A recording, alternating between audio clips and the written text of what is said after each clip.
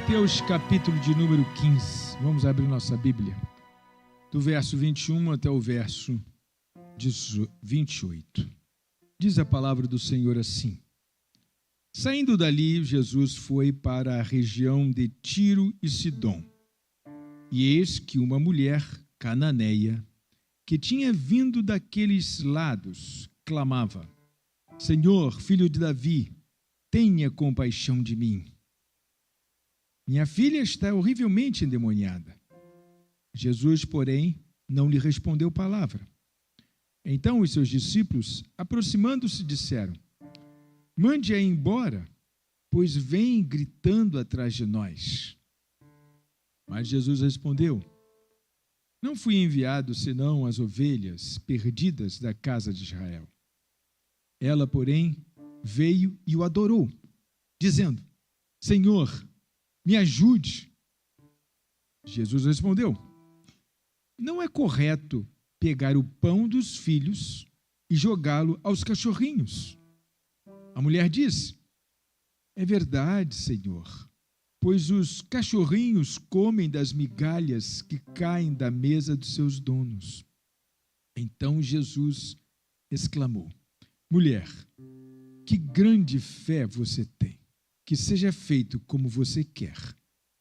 E desde aquele momento, a filha dela ficou curada. Deus e Pai soberano, queridos irmãos, essa passagem é uma passagem, no mínimo que você vai pensar assim, no mínimo essa passagem é uma passagem um pouco estranha, porque é o único lugar que eu me lembre de ver Jesus dizendo que não vai fazer um milagre ali. É comum nos textos da Bíblia aparecer alguém suplicando e o Senhor parando, olhando para trás, indo ver o que estava acontecendo, dialogando com essa pessoa que está pedindo. É comum isto. E este texto mostra uma gradativa, inclusive. Chega esta mulher, vamos falar dessa mulher primeiro, né? Quem era essa mulher? Essa mulher era uma mulher anônima, mas ela foi identificada como cananeia. Quem eram os cananeus? Ora, os cananeus eram o povo que vivia naquela terra lá antes dos israelitas chegarem, antes dos hebreus chegarem. Quando Josué atravessou o Jordão, quem tinha do outro lado? Tinha os cananeus, que ele deveria ter exterminado todos. E essa gente estava na tal de terra prometida desse povo. E o povo, então, entrou na terra prometida, teve muita guerra, não é? Aquele episódio de Jericó e vários outros episódios. Durante anos, lutaram contra os cananeus, foram inimigos de anos e anos. O povo de Deus e os cananeus. Só que sobraram alguns cananeus que não foram mortos. E chegou essa mulher até esse dia, e ela foi identificada como uma nativa, né, uma descendente dos proprietários anteriores daquela terra, antes de Israel se apossar, porque era Canaã, né, a terra prometida. Então já havia ali uma grande, vamos dizer assim, uma grande rusga entre esses dois povos.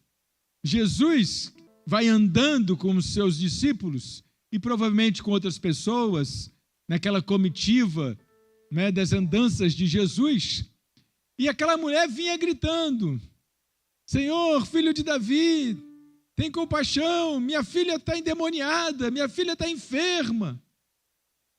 E Jesus não falava nada. E ainda, né, com o agravante de que os discípulos também nem se tocavam. Muito pelo contrário, os discípulos, vendo que Jesus não dava atenção ao que alguém gritava no meio das pessoas sobre uma ajuda, provavelmente pensavam: bom, ele não quer ajudar ela, ou não, ele não está afim de ajudar ela, algum motivo tem. Dentro da cabeça dos fofoqueiros, é porque ela deve ser cananeia, por isso que ele não está dando nem bola para ela. Não sei se é isso. mas alguma coisa passou pela cabeça deles. E eles não interviram por ela. Eles não pediram por ela. Eles fizeram o contrário. Eles disseram: Senhor, essa mulher está falando, manda ela embora, despede. Mande-a embora, pois vem gritando atrás de nós. E Jesus nada fazendo. Então o mestre, ele vai trazer uma afirmação explicativa. Ele vai explicar para os discípulos por que ele está em silêncio. E ele aí traz uma razão. Não fui enviado senão as ovelhas perdidas da casa de Israel. Então ele justifica o fato dele não estar ouvindo, quer dizer, ele estava ouvindo, estava sabendo o que estava acontecendo, mas não estava dando atenção, não estava indo ao encontro dela, daquela necessidade, e ele justificou assim: não fui enviado senão as ovelhas da casa de Israel. Ela, porém, veio e o adorou. Ela conseguiu furar o cerco. Ela conseguiu chegar perto. Gritar de longe não estava dando certo. E ela então consegue chegar perto e adora o Senhor. Se prostra, deve ter se jogado de joelho no chão, na frente dele. E disse: Senhor, ajuda-me. Senhor, ajuda-me, porque muito provavelmente já entendia que ele já sabia qual era o seu problema, porque ela já estava gritando há bastante tempo. Não é uma passagem estranha, irmãos? Não é uma passagem estranha com os outros relatos do Novo Testamento sobre as andanças de Jesus? Ele não dando ouvido a alguém que pede desesperadamente. Essa pessoa agora vem e se joga na frente, se prostra. Jesus, então, sustenta o não. Não é correto pegar o pão dos filhos e jogá-lo aos cachorrinhos. Como é que você descreveria essa cena? Uma mulher com uma filha enferma, endemoniada. O texto fala no início que está endemoniada, no final fala que foi curada, então a gente não tinha que fazer uma leitura mais aprofundada para saber como é que foram traduzidas essas palavras aí. Mas, enfim, essa mulher tinha uma filha que estava precisando de Jesus. E ele não lhe dá ouvidos, ele justifica por que não vai dar ouvidos para os discípulos, e agora ela consegue furar o cerco e chegar diante dele, prostra-se e pede pessoalmente, olhando bem nos olhos dele. Eu imagino que foi assim. Ele traz uma ilustração. Uma ilustração terrível, irmãos. Não é justo tirar o pão da boca dos filhos e dar para os cachorrinhos. Nossa, quantos de nós levantaria de lá e ia embora para casa? Porque recebeu uma palavra dessa do mestre. Como assim? Eu não estou conhecendo o mestre agora. Não dá para conhecer o mestre nessa passagem. Alguma coisa deve existir. E de fato, irmãos, existia alguma coisa por trás. E antes de dizer o que estava por trás, a resposta da mulher foi: é verdade. Gente, como assim? Não é justo tirar o pão dos filhos e dar aos cachorrinhos. Ela diz: é verdade. Acabou de ser chamada de cachorra e ela diz: é verdade, Senhor. Pois os cachorrinhos comem das migalhas que caem da mesa dos seus donos. Ela não lhe respondeu dizendo que ele estava errado. Ela não lhe respondeu de uma outra forma, a não ser dizendo: existe um espaço para um cachorrinho debaixo dessa mesa? Porque uma hora dessa cai uma migalha, e é isso que eu estou pedindo. Eu não estou pedindo um grande milagre, eu estou pedindo uma migalha. Eu estou pedindo algo pequeno. Não quero tirar o pão da boca dos filhos. Uma migalha.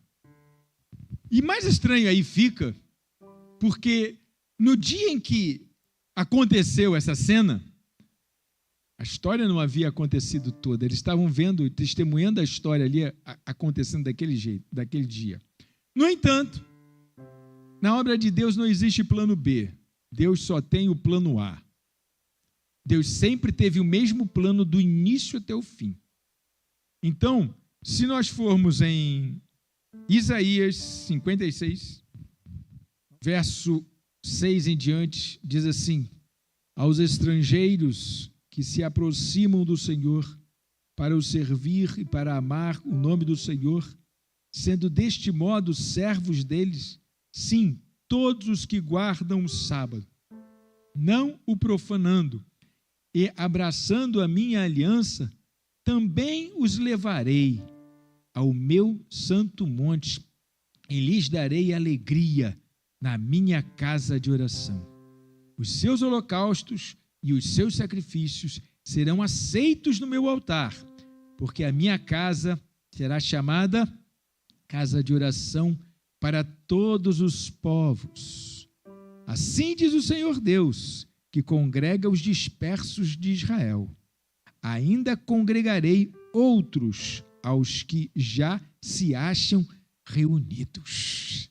Então está aqui uma profecia de Isaías dizendo que essa promessa de Deus não era só para aquele povo, mas para outros, para um povo ainda além, outros, ainda congregarei outros aos que já se acham reunidos.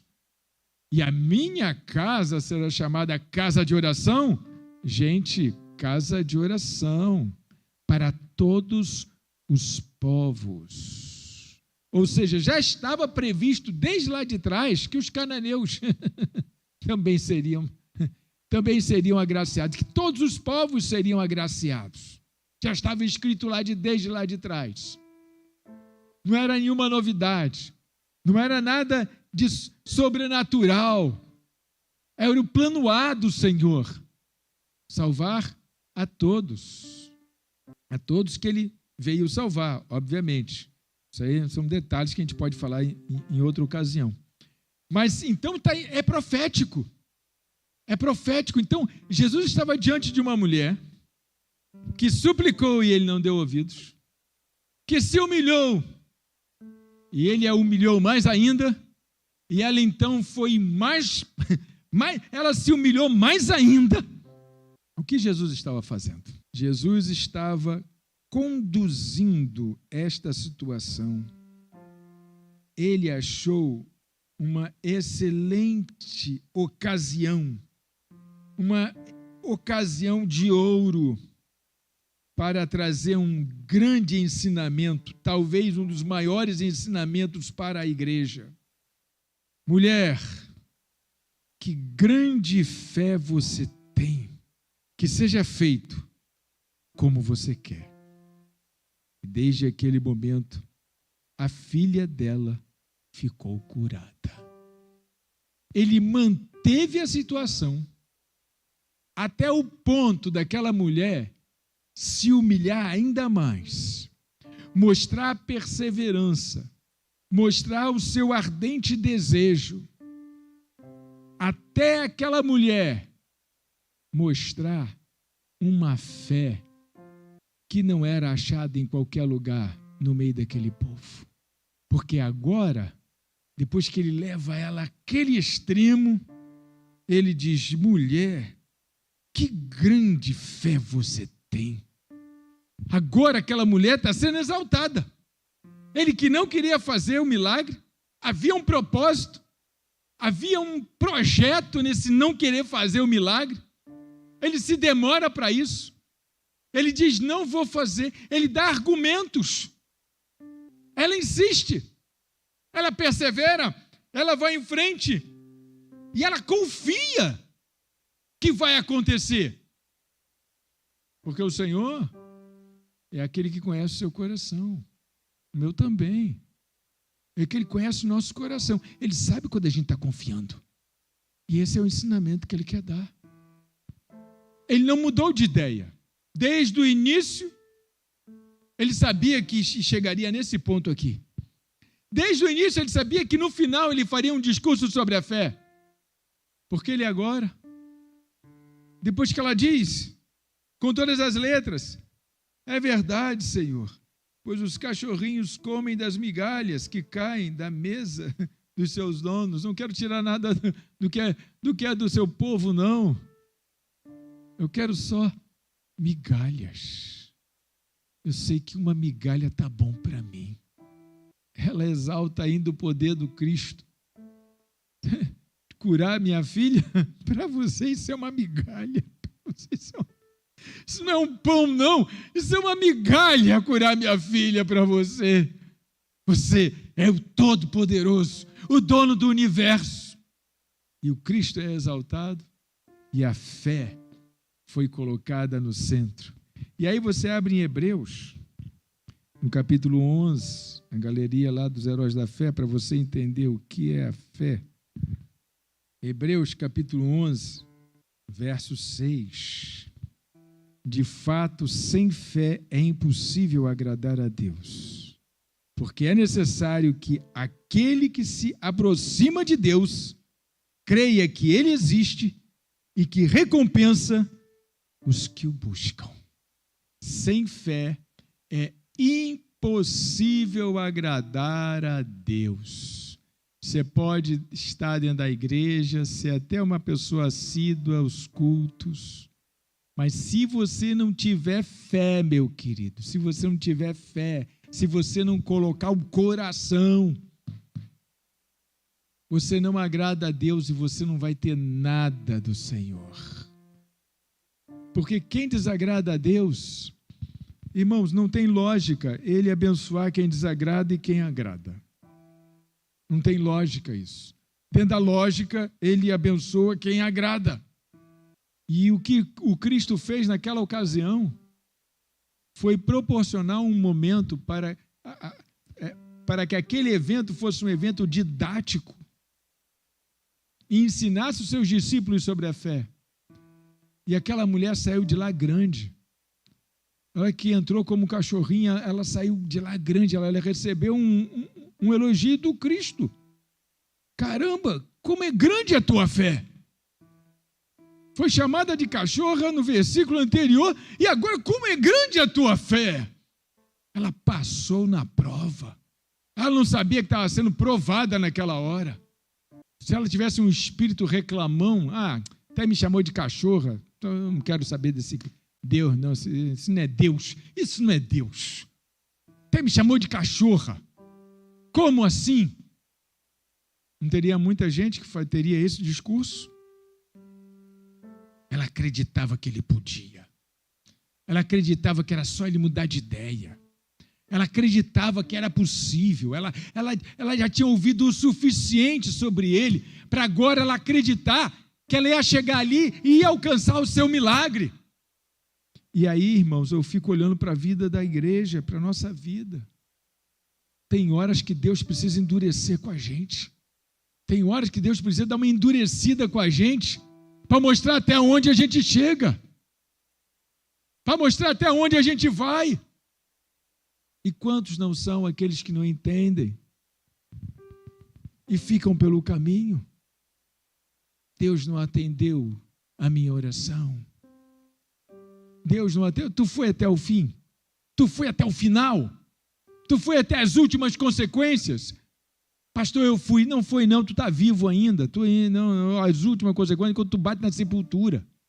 Deus quer, irmãos, ver fé na sua igreja. Ele quer ver fé. Ele quer ver as pessoas audaciosamente recebendo não e indo em frente. Não, é difícil, não, isso não vai acontecer, isso não é, você que está pensando não vai acontecer, isso não acontecer é problema meu, eu vou continuar esperando no Senhor, eu vou continuar pedindo a Deus, eu vou continuar nos pés dEle, eu vou continuar, eu não vou largar. E não só em questão de cura, irmãos, é a questão da família, é a questão da casa, do casamento, é a questão dos filhos. Eu vou até o fim. Porque eu não sei se se está sendo didático o que está acontecendo comigo. Eu quero que a minha atitude glorifique a Deus, eu não quero. Se eu quero que a minha atitude glorifique a Deus, eu tenho que ir até o fim, até o final. Esperando em Deus, orando, clamando. Mas às vezes eu penso que não é assim. Porque faz um friozinho, reunião de oração que dá o quê? Mais 80 pessoas mais ou menos, aí plum. O que está acontecendo hoje, meu Deus? O que está acontecendo? Tem jogo? Não, não tem jogo. Tem o que hoje? Então, não, hoje fez frio. Fez frio. Só isso? Não está acontecendo nada? Fez frio? Gente, pelo amor de Deus. Pelo amor do Senhor. Fez frio. Aí é motivo para não vir para a igreja. Choveu. É motivo para não vir para a igreja. Eu não gostei disso, daquilo outro. É motivo para não vir para a igreja. Perdi o emprego, então a vida está muito dura, tal. Esse mês eu não vou dar o dízimo, não, porque vai faltar lá em casa. Vai faltar mesmo, irmão, já faltou. No momento que você determinou assim, já faltou. Porque Deus usa as circunstâncias para mostrar para a gente, para nos ensinar no caminho da fé, na cura, na vida pessoal. Jesus, ele sempre quer abençoar, mas ele também quer ver você crescer. E eu também. Ver a igreja crescer, ver seus filhos crescendo. E às vezes precisa fazer isso aí. Todo mundo vai pensar, não, é porque era cananeia, não, é por causa disso, é por causa daquilo outro, não é nada por causa de nada. É didático. Tá difícil? Vai continuar difícil, tá? Deus quer ensinar alguma coisa a você. Deus quer ensinar. Tá na prova? Deus quer ensinar. E com essas palavras eu vou pedir que os irmãos abaixem a cabeça para eu fazer uma oração. Oh, Deus e Pai amado, soberano,